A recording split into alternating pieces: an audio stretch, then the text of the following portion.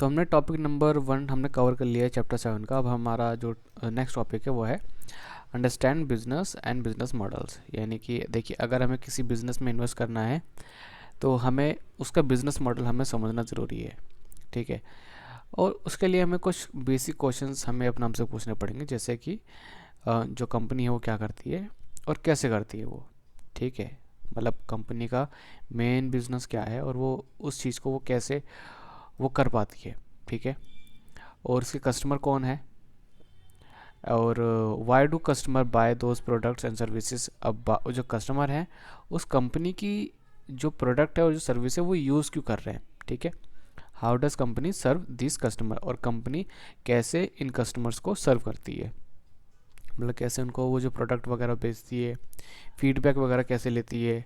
और अगर मान लीजिए कोई प्रोडक्ट या फिर सर्विस अगर उन्हें मतलब अगर कस्टमर को अच्छी नहीं लग रही है, ठीक है, तो वो उससे कैसे डील करती है। तो ये सारी चीज़ें हम देखते हैं, ठीक है। अब यहाँ पर हमें कुछ वॉरेन बफेट के हमें कुछ कोट्स दे रखे हैं, ठीक है, और भी लोगों के। बट यहाँ पे हमें उन चीज़ों पे हम फोकस नहीं करना है। यहाँ पे हम मेन क्वेश्चन ये है कि हमें क्या करना पड़ेगा, हमें अपने लिए कुछ चेकलिस्ट बनानी पड़ेगी, ठीक है।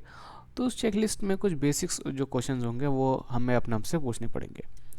तो हमें अपनी जो रिसर्च है वो हमें कुछ बेसिक क्वेश्चन से ही हमें शुरू करनी पड़ेगी। देखिए, जैसे कि हमको पता है कि हमारी स्टॉक एक्सचेंजेस पे 4000 से ज़्यादा कंपनीज लिस्टेड हैं, ठीक है।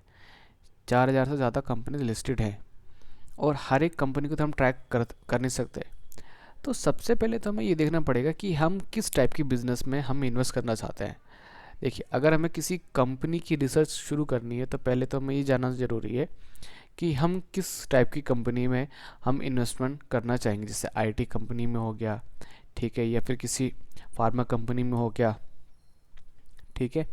उसके बाद हम अपने जो हमारे जो बेसिक क्वेश्चंस हैं वो हम अपने आप से पूछेंगे।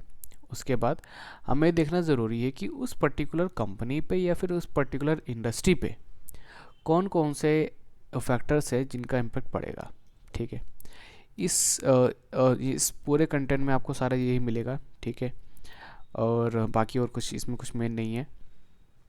जो हमारा नेक्स्ट टॉपिक है वो है pricing power and sustainability of this power. मतलब कंपनी के जो प्रोडक्ट या फिर सर्विस है, ठीक है, उसकी प्राइसिंग पावर क्या है। तो मेरे कहने का मतलब क्या है कि कंपनी किस प्राइस तक अपनी प्रोडक्ट या फिर सर्विस को सेल कर सकती है। जैसे फॉर एग्जांपल, मार्केट में बहुत सारे मोबाइल फ़ोन्स हैं, ठीक है, बट एप्पल बट एप्पल की जो प्राइसिंग पावर है वो काफ़ी स्ट्रांग है ना। इसलिए तो उसके मोबाइल, लैपटॉप, ठीक, कोई भी चीज़ महंगी होती है बट वो बहुत ही जल्दी सेल आउट हो जाती हैं, ठीक है। तो प्राइसिंग पावर एक मेन फैक्टर है हमारे रिवेन्यू, हमारे प्रॉफिट को बढ़ाने का, ठीक है।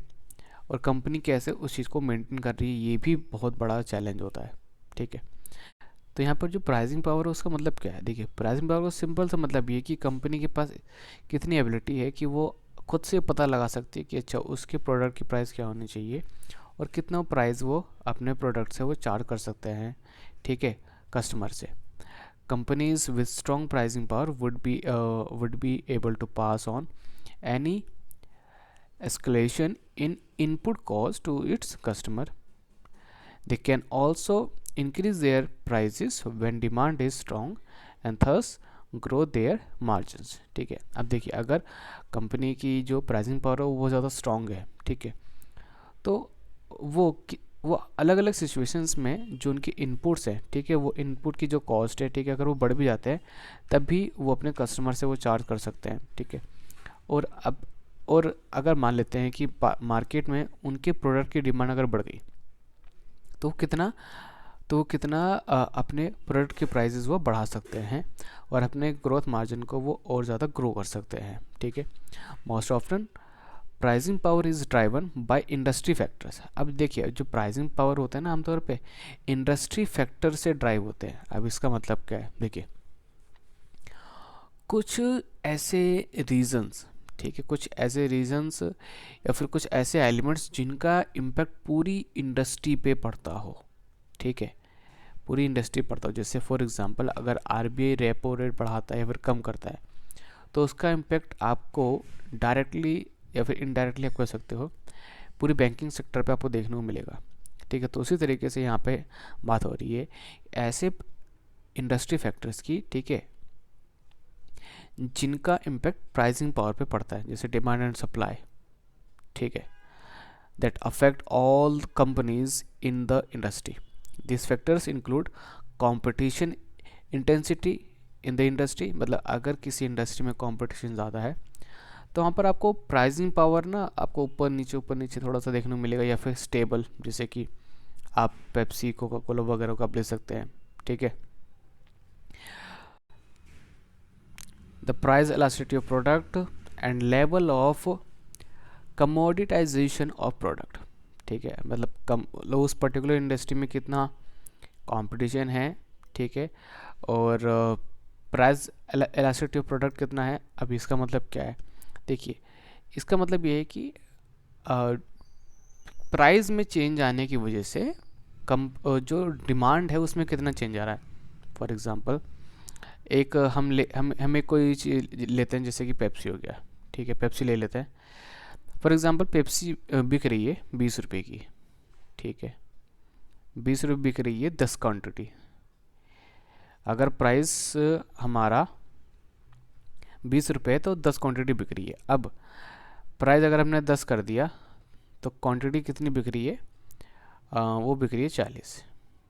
ठीक है, अगर 40 क्वांटिटी बिक रही है, ठीक है, तो यहाँ पे देखिए कि 10 रुपये की चेंज आने की वजह से कितना क्वांटिटी में चेंज आ गया। मतलब पहले डिमांड कम हो रही थी, अब डिमांड ज़्यादा हो गई। ठीक है, तो 10 रुपये की वजह से कितना चेंज आया, उसी चीज़ वो जो चेंज आया है ना, उसी को हम बोलते हैं price elasticity of product. Price elasticity of product. ठीक है, तो हमें ये भी देखना ज़रूरी है कि अच्छा अगर हम प्राइस अगर हम कम कर देंगे तो हमारी डिमांड में कितना चेंज आएगा, बढ़ा देंगे तो कितना चेंज आएगा। तो ये सारे फैक्टर, ये सारी चीज़ें भी होती हैं। ठीक है, however there are certain company specific factors that position a company differently from its peers। हाँ, लेकिन यहाँ पे कुछ स्पेसिफिक फैक्टर्स भी होते हैं जो कंपनीज को अलग अलग पोजीशन पे लाके खड़ा कर देती है उनके पीयर्स से। ठीक है, पीयर्स मतलब उनके जो कॉम्पिटिटर्स हैं उनसे। जैसे company specific factors include it's natural leadership position in the history, brand affinity among customers and it's cost base. ठीक है, मतलब कि देखिए अब मान लेते हैं कुछ कंपनीज ऐसी होती हैं जिनकी ब्रांड वैल्यू अच्छी होती है या फिर जिनकी लीडरशिप पोजीशन काफ़ी अच्छी होती है। फॉर एग्जांपल जैसे मैंने एप्पल का मैंने अभी जिक्र किया था। ठीक है, और उनकी हो सकता है कि उनकी जो कॉस्टिंग है वो बहुत कम होती है। फॉर एग्जांपल जैसे ही जियो मार्केट में आया तो प्राइसेस आपको बहुत ही ज़्यादा कम देखने को मिले, है ना। तो जैसे कि इन्होंने एग्जांपल ले रखा है रिलायंस इंडस्ट्री लिमिटेड का। ठीक है, तो इनकी अपनी एक अलग ही ब्रांड वैल्यू है, इन पे लोग ना मतलब आंख बंद करके भी भरोसा कर लेते हैं। तो इसलिए तो इनके जो शेयर प्राइसेस होते हैं वो आपको काफ़ी ज़्यादा हाई देखने को मिलते हैं। ठीक है, similarly company with strong brand perception, brand royalty is likely to able to price their product independently. Low cost base helps a company to keep pricing low without having to worry about competitors following suit, as reducing price may be may not be financially viable for latter who have higher cost base। ठीक है, यानी कि देखिए अब कुछ companies ऐसे होती हैं जिनकी ना कॉस्ट ही कम होती है। मतलब जिनके देखिए सपोज दैट मान लेते हैं कि दो कंपनीज हैं, कंपनीज ए हो गया, दूसरी हो गई कंपनी बी। ठीक है, दोनों सेम प्रोडक्ट बनाती हैं और दोनों 10 रुपये पे ही बेचती हैं, 10 रुपये का ही बेचती हैं। ठीक है, बट कंपनी ए की जो लागत है वो आती है 5 रुपये, मतलब उसको बनाने में पैकेजिंग वगैरह सब करने में 5 रुपये खर्चा आता है। कंपनी बी को आता है 7 रुपये का। ठीक है, तो यहाँ पे अगर कंपनी ए चाहे तो उसे 9 रुपये भी बेचे तो उसे कोई उतना उसको लॉस नहीं होगा। ठीक है, फिर भी वो 4 रुपये का प्रॉफिट कमाएगी। बट अगर कंपनी भी अगर 9 रुपये कर देती है तो उसका प्रॉफिट मार्जिन कम हो जाएगा। ठीक है, तो कंपनीज अपनी कॉस्ट पे भी ज़्यादा फोकस करती हैं ताकि वो अपने कॉम्पिटिटर को बीट कर पाए। फिर नेक्स्ट आता है हमारा competitive advantage points of differentiation over competitors. हाँ, यहाँ पर ये आपको देखना ज़रूरी है कि अगर हमें ग्रो करना है, फॉर एग्जांपल अगर आप किसी कंपनी में इन्वेस्टमेंट कर रहे हो और उसके पास कोई कॉम्पिटिटिव एडवांटेज है, ठीक है, मतलब दूसरी कंपनी से ज़्यादा बेटर है वो, ठीक है, वो तो चलो चलता है कि हाँ चलो ठीक है बेटर है, लेकिन क्या उसके पास कुछ यूनिक है, कुछ ऐसा हो जो उस कंपनी के पास ना हो और उसकी वजह से आपको ये कंपनी और ज़्यादा अच्छी लगे। सपोज दैट मान लेते हैं कि एक कंपनी है, ठीक है, दो कंपनीज है, दोनों कार बेच रही हैं, ठीक है, बट जो पहली जो कंपनी, सब कंपनी ए कंपनी बी, दोनों गाड़ियाँ बेचती हैं, ठीक है, दोनों कार बेचती हैं, दोनों कार बेचती हैं, ठीक है, बट कंपनी ए ने क्या करा है, कंपनी ए अब लेकर आ रही है इलेक्ट्रॉनिक कार, ठीक है, और कंपनी बी तो उस बारे में सोच ही नहीं रही है। तो यानी कि यहाँ पर कंपनी ए के पास एक कॉम्पिटिटिव एडवांटेज है आगे बढ़ने का, ठीक है। जैसे कि आपने देखा होगा कि अब बहुत सारी कंपनीज ऐसी हैं जो कि पहले उस टाइम पे काफ़ी अच्छी थी, बट अब नहीं रही हैं वो, ठीक है, क्यों? क्योंकि उनके जो कॉम्पिटिटर थे उन्होंने टेक्नोलॉजी और अच्छी सी एक्वायर कर ली। जैसे फॉर एग्जांपल पहले कैमरा में रील्स लगते थे, है ना, रील्स लगते थे और काफ़ी डिमांड होती थी उन कैमराज की, बट जैसे ही डिजिटल कैमराज आए, ठीक है, तो फिर इसकी डिमांड कम हो गई, है ना, ख़त्म ही हो गई, मतलब ना के बराबर हो गई। तो यहाँ पर ये कह सकते हैं कि हाँ, दूसरी कंपनी के पास क्या था, एक कॉम्पिटिटिव एडवांटेज था। तो उसी चीज़ की यहाँ पे बात हो रही है, ठीक है।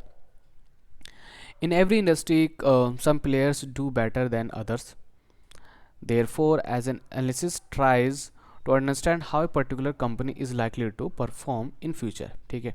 अब हमें पता है कि हर एक इंडस्ट्री में अलग अलग प्लेयर्स होते हैं, वो अलग अलग तरीके से खेलते हैं, ठीक है, मतलब अलग अलग लीडरशिप होती है। तो हमारे लिए ये ज़रूरी है ये समझना कि फ्यूचर में कंपनीज़ कैसे परफॉर्म करने वाली हैं और किस बेसिस पे परफॉर्म करेंगी। They need to understand how the company is likely to perform, ठीक है, मतलब हमें देखना ज़रूरी है कि फ्यूचर में कंपनी कैसा परफॉर्म करेगी as compare to their competitors, ठीक है। अब यहाँ पर हम बहुत सारी चीज़ें दे सकते हैं। पहला ये कि क्या उनके जो प्रोडक्ट हैं उसमें कुछ डिफरेंट है, कुछ अच्छा है, ठीक है, मतलब अगर हमें कॉम्पिटिटिव एडवांटेज चेक करना है तो हम तीन बेसिस पे हम चेक कर सकते हैं। पहला तो उनके प्रोडक्ट में क्या फीचर्स हैं, क्या मतलब क्या कमियां हैं, क्या खामियां हैं, और क्या और कौन सी ऐसी चीज़ है जो दूसरे से बेटर है। फिर सेकंड चीज़ हम देख सकते हैं competitive pricing driven by operational efficiency, कि कंपनी का जो प्रोडक्ट है, ठीक है, उसकी जो प्राइसिंग है वो कैसी है, कम है, ज़्यादा है, और क्या कंपनी की कॉस्ट कम आ रही है उस चीज़ को बनाने में। अगर कम आ रही तो फिर यानी कंपनी फ्यूचर में प्राइसेस अगर कम भी कर देती है तो उसके लिए कोई ज़्यादा दिक्कत वाली बात नहीं होगी, ठीक है। और और वो जो प्राइस है, ठीक है, उसको वो कितने एफिशिएंट तरीके से मेंटेन कर पा रही है, ठीक है। और बेटर एग्जीक्यूशन, ये भी हमें देखना ज़रूरी है कि कौन सी कंपनी कितने अच्छे तरीके से अपने जो ऑपरेशन है उसको एग्जीक्यूट कर पा रही है। ऑपरेशन मतलब अपने बिजनेस को वो रन कर पा रही है, ठीक है, चाहे वो उनका मैनेजमेंट हो, चाहे वो उनकी प्राइसिंग हो, ठीक है, चाहे वो उनकी मार्केटिंग लेवल, मतलब उसकी, तो हमें अलग अलग तरीके से देखना पड़ेगा। तो यहाँ पे सबसे पहले हमें टॉपिक वही दे रखा है कि प्रोडक्ट डिफ्रेंशिएशन, ठीक है। जब हम इस टॉपिक पे हम गौर कर रहे होंगे, ठीक है, मतलब जब हमें देख रहे होंगे कि कंपनी की जो प्राइसिंग है वो कैसे बेटर है या फिर कैसे बेटर हो सकती है, ठीक है, तो हमें ये देखना ज़रूरी है कि क्या कंपनी कोई स्ट्रैटेजी बना रही है अपने प्रोडक्ट को थोड़ा सा और डिफ़र करने में, ठीक है, या फिर देखिए अब कंपनी को अगर अपने प्रोडक्ट में कुछ और फीचर्स उसमें ऐड करना है तो कंपनी के लिए सबसे बेटर ये होगा कि वो R&D करे, ठीक है। R&D मतलब रिसर्च एंड डेवलपमेंट। आजकल बहुत सारी कंपनीज R&D पे पैसा लगा रही हैं, ठीक है, जो कि बहुत अच्छी बात है, क्योंकि अगर आप R&D कर रहे हो तो मतलब आप ये और जानना चाहते हो कि आपका कस्टमर और क्या चाहता है आपसे, आपके प्रोडक्ट में और कौन कौन चीज़ें ऐड होनी चाहिए, ठीक है, क्योंकि R&D से ही आपको पता चलेगा कि अच्छा कि आपका प्रोडक्ट कैसा है, आप उसमें क्या इनोवेटिव आप कर सकते हो, या फिर आप कौन सा न्यू प्रोडक्ट आप लॉन्च कर सकते हो, ठीक है। So therefore need to compare the products of company with with that of its competitors to see if they have offered better features। ठीक है, तो हमें देखना ज़रूरी है कि क्या कंपनी ने अपने जो कॉम्पिटिटर है उससे कुछ बेटर प्रोडक्ट उन्होंने ऑफर करा है कि नहीं। ठीक है, और क्या वो इस बारे में सोच रही है फिर नहीं। तो उसके लिए आपको कंपनी के जो मैनेजमेंट है, ठीक है, उनके इंटरव्यूज़, ठीक है, उनके अर्निंग कॉल्स आपको सुनने पड़ेंगे। ठीक है, तो वहीं से आपको पता चलेगा। ठीक है, तो अगर हम बात करते हैं कॉम्पिटिटिव प्राइसिंग की, तो वहाँ पर अब देखिए, अगर मान लेते हैं कि दो कंपनीज हैं, कंपनी ए और बी, दोनों का प्रोडक्ट सिमिलर है, ठीक है, फीचर्स भी मतलब सेम ही है, ठीक है, तो जो कस्टमर है वो किस कंपनी के पास जाएगा, कंपनी ए के पास जाएगा फिर कंपनी बी के पास जाएगा। ऑफ कोर्स अगर मान लेते हैं कि एक कंपनी जो प्रोडक्ट है उसका प्राइस कम है तो वहाँ पे जाएगा, क्योंकि देखो सेम प्राइस में, ठीक है, मान लेते हैं एक कंपनी ये है, उसके प्रोडक्ट का प्राइस 10 रुपये है, कंपनी बी का जो प्रोडक्ट है उसका प्राइस है 9 रुपये। ठीक है, फीचर वगैरह भी सेम है, तो सिंपल बात है, जो अगर यहाँ पे कम प्राइस में मिल रहा तो वो यहाँ पे जाएगा। ठीक है, तो यहाँ पर अगर आप प्राइसिंग देख रहे हो तो आपको ये देखना ज़रूरी है कि कंपनी की कॉस्ट कितनी आ रही है। तो अगर कंपनी बी 9 रुपये का बेच रही है तो मतलब क्या है कि उसकी कॉस्ट भी कम आ रही होगी। सपोज दैट मान लेते हैं 5 रुपये की कॉस्ट आ रही है, ठीक है, कंपनी बी की आ रही है 7 रुपये। ठीक है, अब कंपनी अगर ए भी अगर कर देती है 9 रुपये, तो उसके प्रॉफिट मार्जिन पे आपको इम्पैक्ट देखने को मिलेगा। ठीक है, बट कंपनी बी पे नहीं।